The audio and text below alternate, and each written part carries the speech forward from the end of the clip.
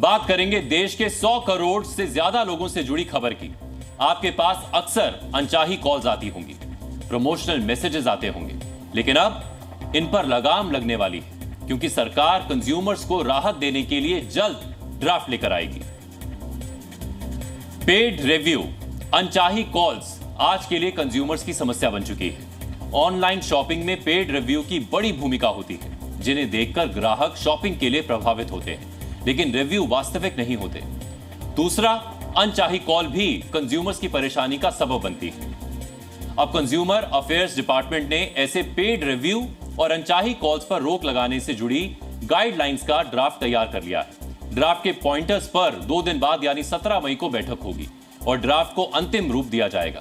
Draft के कुछ pointers हम आपको बता रहे हैं, जैसे कंपनियां एक ही रजिस्टर्ड नंबर से कस्टमर को कॉल करेंगी, किसी दूसरे नंबर से कॉल करने पर कंपनी पर कार्रवाई होगी। सरकारी मैसेज के लिए एक खास सीरीज के नंबर का प्रस्ताव है। अलग अलग बिजनेस कॉल के लिए कोड तय किया जाएगा। निजी नंबर से प्रमोशनल कॉल करने पर कंपनी पर कार्रवाई होगी। मतलब यह कि जब किसी कस्टमर के पास कंपनी के रजिस्टर्ड नंबर से कॉल आएगी, तब फ्रॉड होने की संभावना भी कम होगी और कस्टमर को परेशानी भी नहीं होगी। आजकल निजी नंबर से की जाने वाली प्रमोशनल कॉल सबसे ज्यादा परेशान करती हैं। फाइनल गाइडलाइंस के बाद कंज्यूमर प्रोटेक्शन एक्ट 2019 में अनचाही कॉल और मैसेज को अनफेयर ट्रेड प्रैक्टिस कैटेगरी में रखा जाएगा, जिसका उल्लंघन करने पर कार्रवाई होगी। एक तो इसमें यह है कि विश्वसनीयता कैसे बढ़ाएं, क्योंकि कई बार जो सरकारी एजेंसीज़ हैं वो भी कंज्यूमर तक कुछ अपनी बात को कहना चाहती हैं, पहुंचाना चाहती हैं।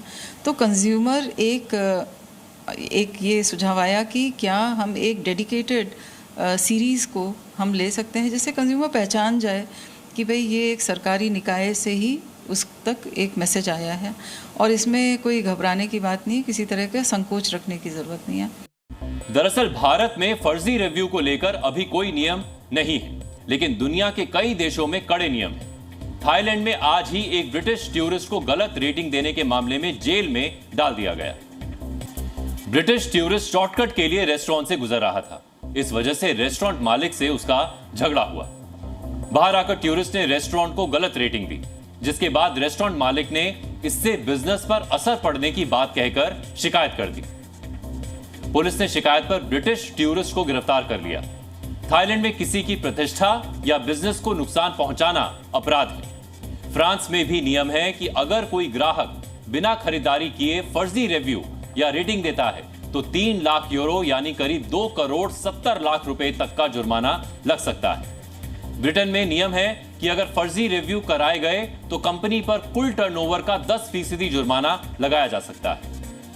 अब भारत में भी फर्जी रिव्यू और अनचाही प्रमोशनल कॉल्स को लेकर सख्त कदम उठाए जा रहे हैं, जिससे ग्राहक धोखे का शिकार होने से बच सकेंगे।